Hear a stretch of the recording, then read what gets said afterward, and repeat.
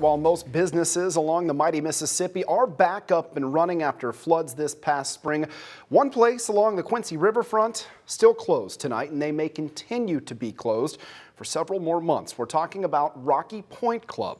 WGEM's Kaylee Pfeifferling was there earlier today. She joins us in studio tonight with more. Kaylee? Dylan, I'm sure we all remember these images from this past June when the river reached the second highest on record. At that point, the Rocky Point Club had already been closed for several months due to uncertainty with the river. And today, the club is still trying to get back on their feet.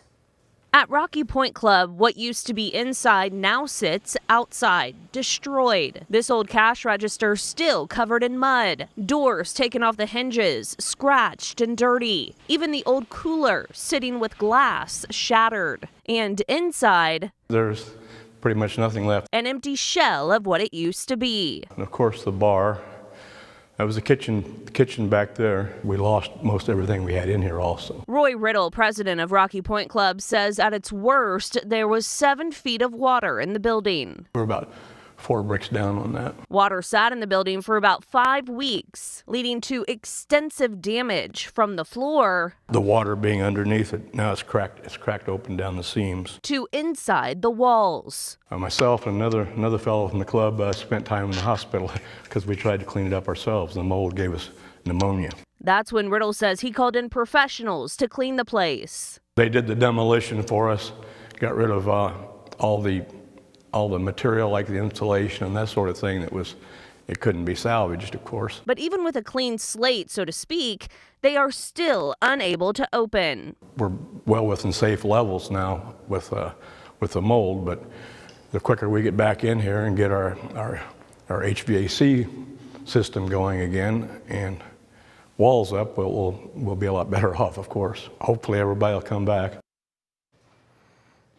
Riddle says the next step is to put on a new roof, then they can start on the electric and plumbing. So he says they're still several months away from opening.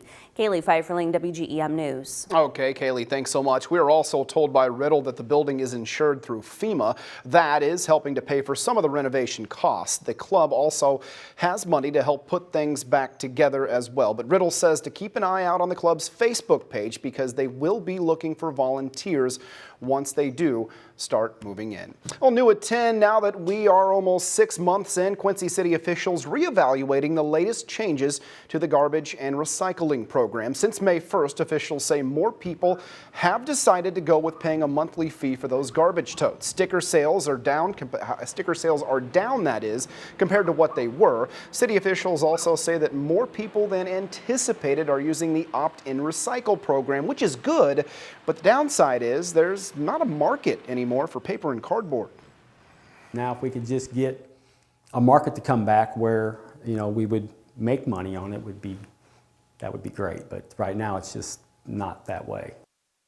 And McLean says that the future for recycle service may impact how much money the city decides to put into it. For example, the city may look at buying a used recycle truck rather than a new one.